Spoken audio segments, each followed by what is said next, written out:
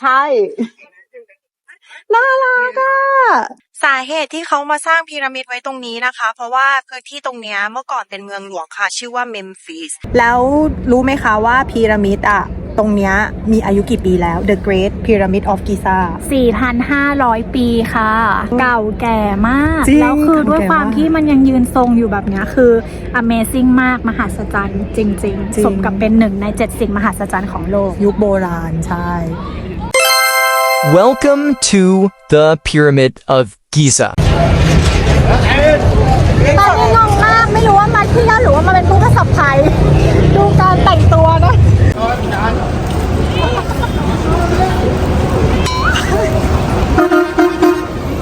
ทำไมทางเข้าเหมือนแบบ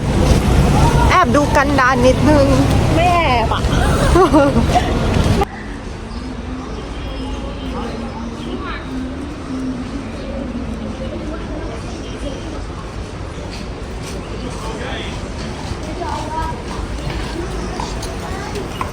ทำไมเห็นอ่ะ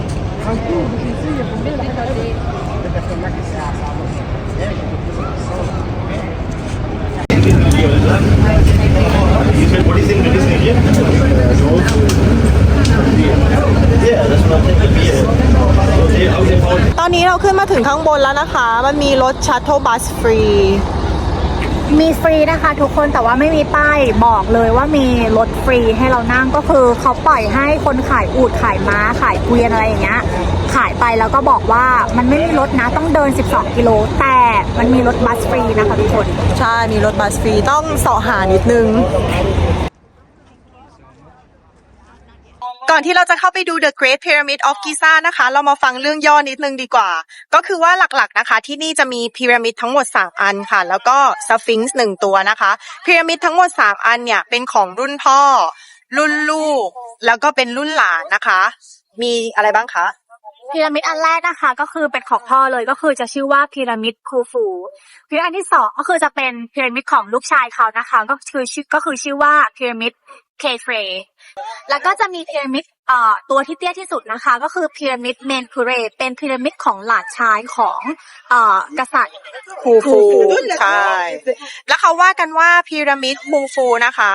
ดูเหมือนว่าจะเล็กกว่าพีระมิดที่ชื่อว่าพีระมิดเคเฟรแต่ว่าในความเป็นจริงอ่ะไม่ได้เล็กกว่าค่ะแค่ว่าตั้งอยู่บนพื้นดินที่เตี้ยกว่าเลยเหมือนทำให้ดูเล็กกว่าแต่จริงไม่ใช่อย่างนั้นใช่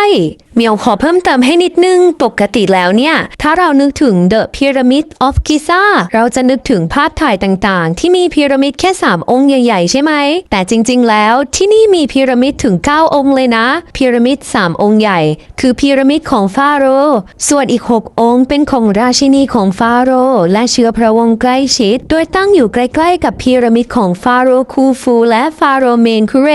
นอกจากพีระมิดทั้ง9องค์ก็มีสฟิงซ์ด้วยนะแต่มีแค่1ตัวเท่านั้นตัวใหญ่มากคนอียิปต์เชื่อว่าสฟิงซ์ถูกสร้างให้เป็นรูปหน้าของฟาโรห์เคเฟรเอาล่ะเหมียวไปก่อนนะด้านหน้านี่คือพีระมิดเคเฟรนะคะพอเราขึ้นมาบนนี้นะคะแล้วเรามองย้อนกลับไปจะเห็นวิวอียิปต์เลย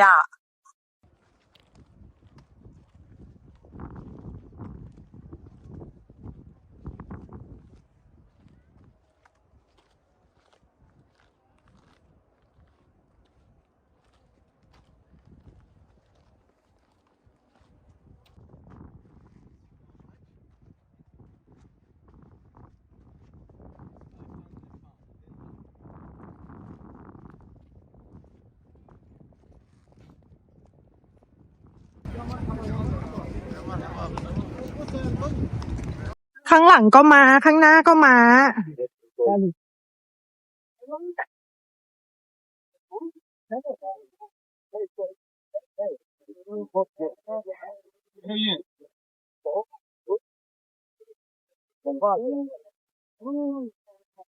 สงสารอ้าวทำไมอุดตอนไม่ได้ล่ะลุงก็ตอนนี้ไม่มีลูกค้านี่นะด้านหน้านี่คือพีระมิดของฟาโรห์มันคูเรนะคะหรือว่าที่ภาษาอาหรับิกอ่านว่ามันคาราค่ะ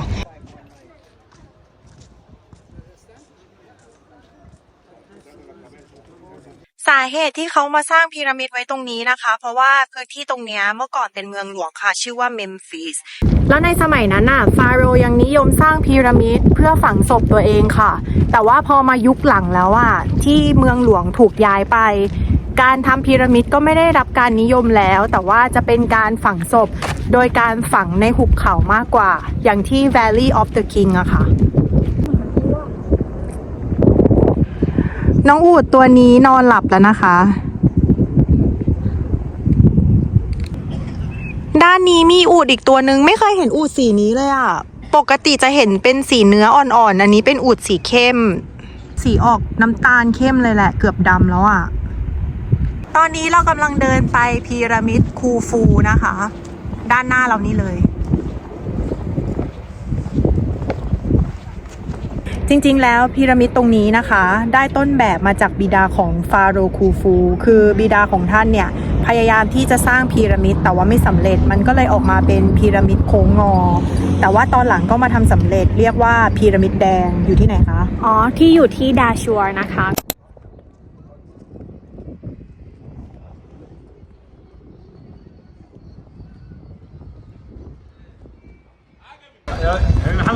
ใช่ถ้าเกิดว่าดูผิวตรงพื้นเนี่ยนะคะ จะเหมือนว่าเราเดินอยู่บนดาวอังคารเลย เคยไปเดินดาวอังคารเหรอคะ อันนี้ไม่รู้ว่าหินพื้นทางเดินเนี้ยคือมาจาก 4,500 ปีที่แล้วหรือเปล่า นั่นดี แต่ว่าหินน่ะแบบว่า นี่ดู เกาะกันดีมาก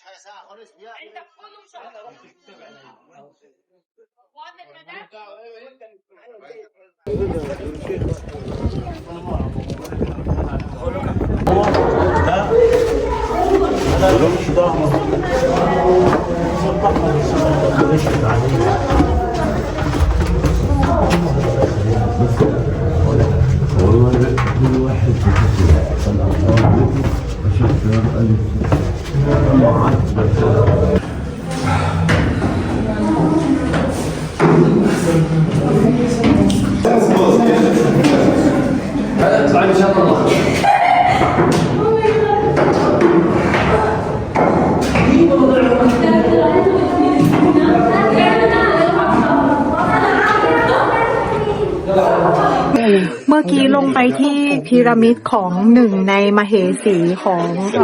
ฟาโรห์คูฟูนะคะ โอ้โห ดูดิเหงื่อ เปียกเหมือนจิ้งเหลนเลย เป็นไง ไม่ไหวค่ะไม่ไหวประสบการณ์เนาะประสบการณ์ จริงร้อนมาก คือลงไปแป๊บเดียวนะ ลงไปแค่ดู แต่ว่าเหงื่อเป็นแบบนี้เลย คืออากาศอะเหมาะกับการเป็นลมมากฝนข้างในเนาะ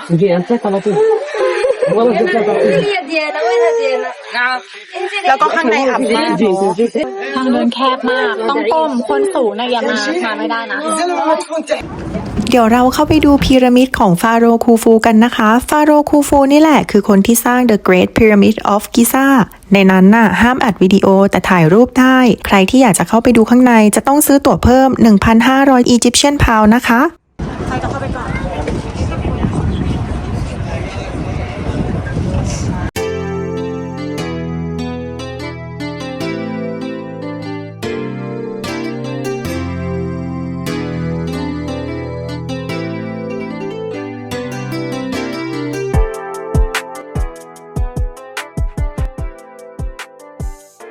เราเพิ่งออกมาจากพีระมิดคูฟูนะคะ เข้าไปข้างในมาเหงื่อแบบชุ่มอ่ะ ชุ่มไหมตรงคอชุ่มมาก เหงื่อชุ่มมาก คือแบบว่า เหมือนจิ้งเหลน สภาพตอนนี้เหมือนจิ้งเหลนที่ไปอาบแดดแล้วผิวจะเงาๆมันคือเหมือนเพิ่งออกกำลังกายมา คือเสร็จเราต้องกลับไปอาบน้ำอ่ะไม่แนะนำนะคะสำหรับคนที่จะมาเที่ยวที่นี่แล้วจะไปเที่ยวที่อื่นต่อก็คือ แนะนำว่ามาที่นี่ต้องทำความสะอาดร่างกายก่อนแล้วค่อยเดินทางไปที่อื่น ไม่เช่นนั้นเหม็นตัวเองสุดๆเพราะตอนนี้ไม่ไหวแล้วอ่ะจริงตอนนี้คือเหงื่อท่วม แล้วทางเดินเข้าไปข้างในนะคะ คือทึ่งในความสามารถของคนโบราณมาก ทึ่งมากจริงๆ สุดยอด ไกลอยู่พอสมควรนะเกือบ500 เมตรน่าจะได้ใช่แล้วคิดดูว่ามันต้องขึ้นเขาด้วยนะมันเป็นทางชันขึ้นเนาะก็ไม่รู้ว่าเขาใช้วิธีเคลื่อนย้ายยังไงสมัยก่อนแต่ว่าก็ถือหมายถึงผลักลงผลักพระศพขึ้นไปใช่ไม่รู้ว่าผลักขึ้นไปยังไงเหมือนกันแล้วก็ทึ่งมากตรงที่ว่าข้างในมีคนทำงานด้วยนะคะใช่แล้วคุณลุงบอกว่าเขาทำงานอยู่ที่นั่นนั่งอยู่ตรงนั้น5 ชั่วโมงต่อวันใช่แล้วในนั้นมีอะไรอีกข้างในนั้นมีแอร์ค่ะก็คือเป็นแอร์คอนดิชเนอร์ให้แต่ว่าก็ไม่ใช่แอร์หรอกมันเหมือนเป็นพัดลมมากกว่าแต่ว่าก็ดีกว่าไม่มีแต่ก็ได้พักผ่อนนิดนึงดีกว่าไม่มีอากาศหายใจแอร์ใช่แต่ลุงคนนั้นคือทำงานอยู่ข้างในโหสุดยอดเพราะว่าอากาศอับใช่ไหมจริงคิดว่าคนไทยน่าจะทำไม่ได้ เพราะว่าเรายังอยู่ร้อนไม่พอที่นี่ต้องให้เขาเลยจริงจริงและความที่เขายังไนซ์อยู่ในขณะที่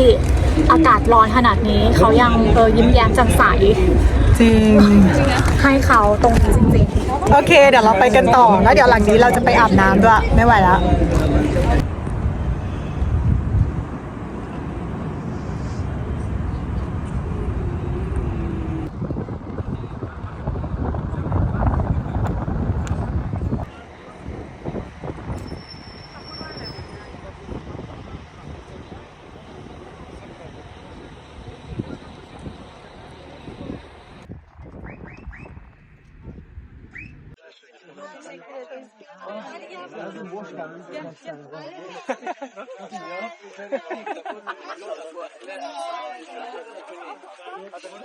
เมื่อกี้เราไปดู The Great Sphinx มาเนาะหน้าพังหมดแล้วอ่ะใช่หน้าพังตั้งแต่อดีตค่ะเขาเขียนว่าหน้าพังตั้งแต่อดีตแล้วก็สูงเท่าไหร่จำได้ปะ20 เมตรความยาว72 เมตรค่ะสุดยอดเลยอ่ะแต่ว่าเขาไม่ให้เข้าไปดูใกล้นะคะอันนี้คือใหญ่ที่สุดแล้วใช่ไหมของสฟิงค์ที่มีทั้งหมดในอียิปต์ใช่ใหญ่แล้ว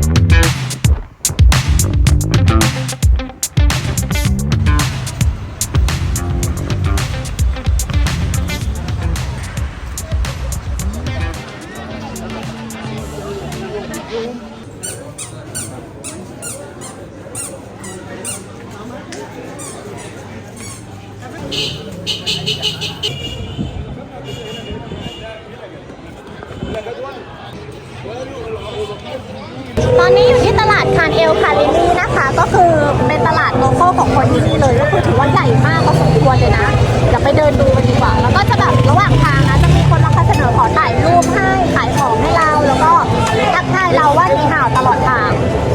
โอเคไปดูกัน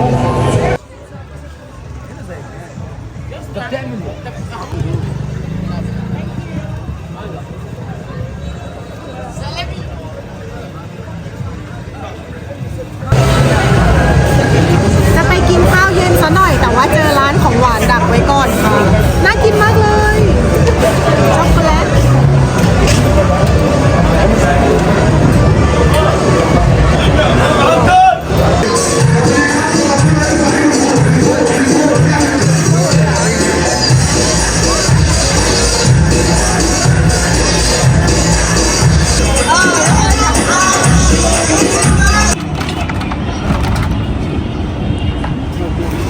อมันมีค่าตรงนี้นึกว่ามันเป็นแบบนี้เป็นชิ้นไป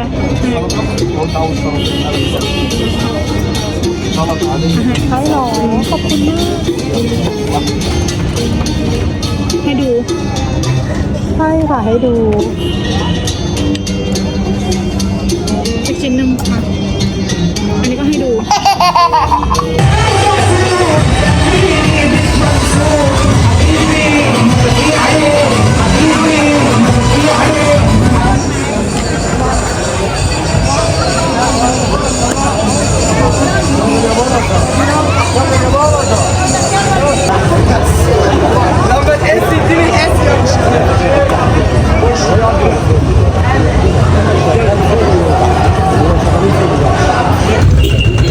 แกจำไม่ได้ว่ามันมีม้าแบบนี้ป่ะมันเป็นแบบนี้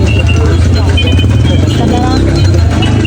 คือคุณลุงที่ขับรถมาส่งเราที่ตลาดอ่ะคือคุณลุงคนเดียวกันกับคนที่กดรับเราเพื่อรับเรากลับไปโรงแรมใช่แล้วลุงเขาเห็นเราแล้วเขาก็ยิ้มแล้วเราเห็นลุงเราก็ยิ้มคือเราดีใจมากอ่ะที่บอกว่าเป็นลุงคือบังเอิญมาก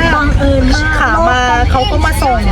ขากลับพอเรียกรถแท็กซี่ก็อ้าวลุงคนเดิมแบบบังเอิญเลยปะใช่โลกกลมใช่แล้วคือเป็นลุงคือคุณลุงเป็นคนที่นิสัยดีคือแบบว่าเขาไม่คิดเงินเพิ่มเขาคิดเงินตามที่เราเรียกตาม Uber เลยคือเราประทับใจตรงที่ว่าเป็นเขาอีกทีอ่ะที่มารับเราคือเราเต็มใจที่จะให้เงินเขาเนาะในการใช้บริการเขาอ่ะ